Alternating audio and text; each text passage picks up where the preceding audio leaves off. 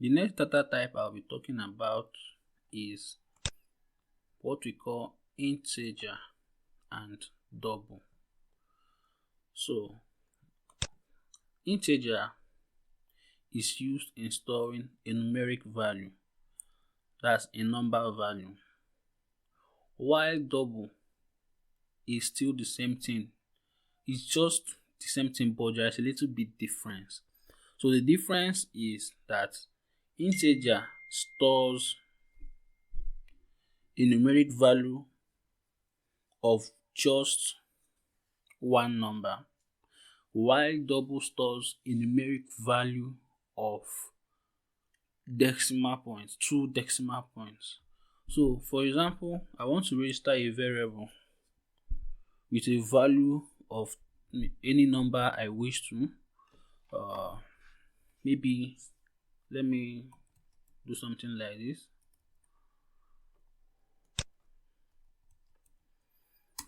Integer, then I will say quantity. Equal to, let's say, 300. Then here I will say double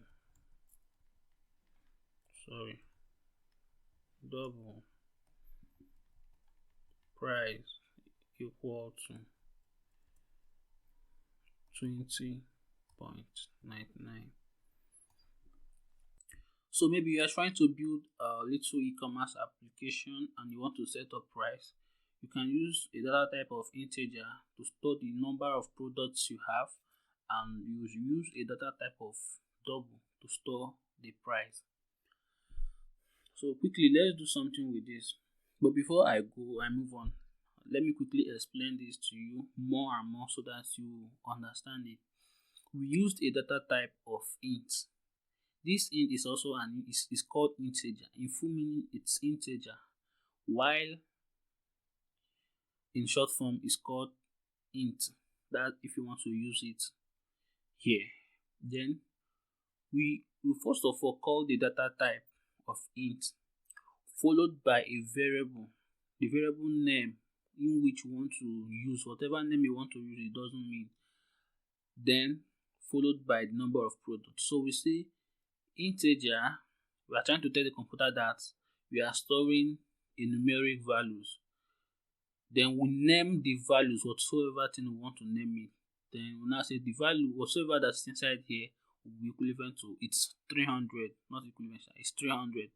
Then we did the same thing here. We have the double, the variable, and the price. So quickly, we can decide to do something like this as well.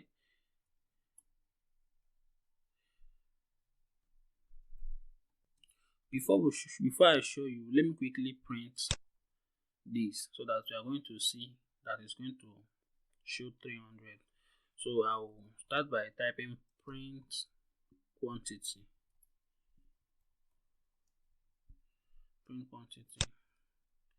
Enter a semicolon. So when I run this code, it is going to print 300. If I come here again and also say print price,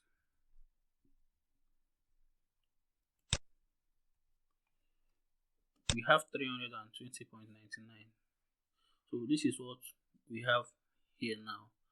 So let's assume that you are building an e-commerce application where you want to set up the quantity of any product you have and also the price. You can use this data type and which is integer and double to set up your quantity of products and the price. So should in case that, just like what we did before, should in case that you have a new product that you want to add to here, but you don't want to come over here and edit it again. So there are ways you can still do it. So let's quickly get rid of this. Here we'll print the quantity, which is going to print 100. So if we should come here at the bottom of this place right now and type quantity plus plus, then we enter our semicolon. We are trying to tell the computer that we are adding an extra one quantity to the list of products we have. So when I go ahead, let me copy this code. When I go ahead and print, quantity, at first it's going to show quantity plus plus. It's going to show quantity, which is 300. Then remember that we added this code here, which we told the computer to add just one to the list of to the value we have before. So once we come down here again and print quantity after adding this quantity plus plus, we are going to get 300, and at the same time we are still going to get 301. So let's check if this is true. So that's true. We got 300, which is this one. So after adding 1, we got 301. Another cool stuff we can do inside here is that maybe you don't just want to add one product. Let's say you have up to 100 more products to add, and you just really want to add it. You can come down here. You can say quantity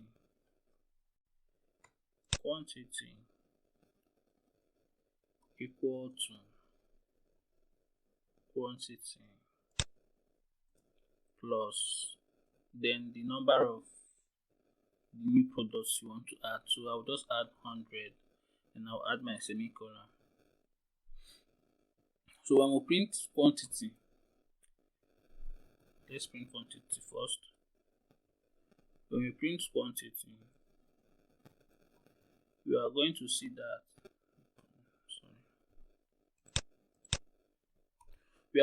that it's going to add together the list of commands we have given this computer before adding this command.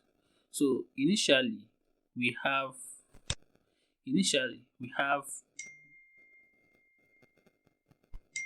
our initial number of products, which is 300. Then we came down here and added 1 to the list of products we have before. Then we printed it out, which showed us 301. It's going to show us 301 if we still print it again. Then after that, we still came down here again and we added a total of 100 to everything. So it's going to be 401. This plus extra 1 we added here, making it 301, plus this 100, making it 401. So when we run this code, we'll see the output. So we have the output here. The first one, which is 100, which is what we printed here. The second one, 300. The second one, which is 301, which is what we added here and printed it out using this. Then the last one, which we added extra 100 to the product, which we printed out here. So the same thing, we can still do the same thing to this double, which is price. So you can quickly change all this to price, and we'll come here and say price plus plus, just like what we did before. You can say price plus plus. Then you can ask the computer to print price. Then add the price together.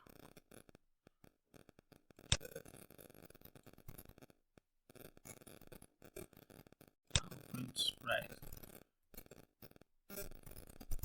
So when we run this code now, what we are working on is on this price. We are no longer working on quantity. So when we run this code, this is what we are going to have.